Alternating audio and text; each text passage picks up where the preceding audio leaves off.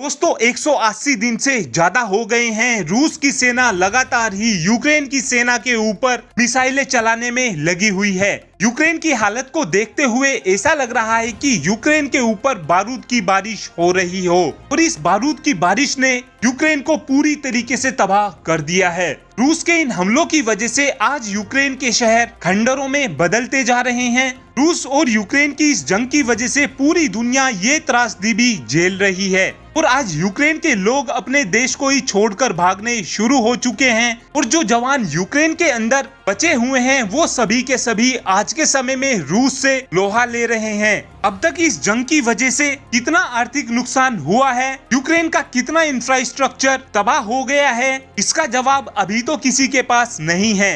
लेकिन अभी भी इस जंग में ये सवाल बना हुआ है कि इस जंग की वजह से कितने बेगुनाह लोगों की जान चली गई है। और आज office of the UN high commissioner of human right यानी OHCHR की तरफ से बताया गया है कि अब तक इस जंग में 5587 आम नागरिकों की जान चली गई है और इस जंग की वजह से 7890 नागरिक घायल हो गए हैं। इस जंग में दोनों ही देश अपने अपने नुकसान को छुपाने की कोशिश में लगे हुए हैं, लेकिन कल पहली बार यूक्रेन के जनरल कमांडर की तरफ से बताया गया है कि अब तक इस जंग की वजह से हमारे 9000 सैनिक शहीद हो चुके हैं। लेकिन अभी भी यूक्रेन की तरफ से ये नहीं बताया गया है कि इनके कितने सैनिक अब तक इस युद्ध में घायल हो चुके हैं। वहीं पर यूएस इंटेलिजेंस के अकॉर्डिंग बताया गया है कि अब तक इस जंग की वजह से रूस को भी बहुत ही ज्यादा भारी नुकसान हो चुका है। इस जंग की वजह से करीब 15,000 रूसी सैनिकों की जान चली गई है और 45,000 से ज्यादा सैनिक घायल हैं। वहीं पर CIA की तरफ से ये आइडिया लगाया गया है कि अब तक रूस और यूक्रेन जंग की वजह से करीब रूस के 60,000 सैनिकों की जान चली गई है।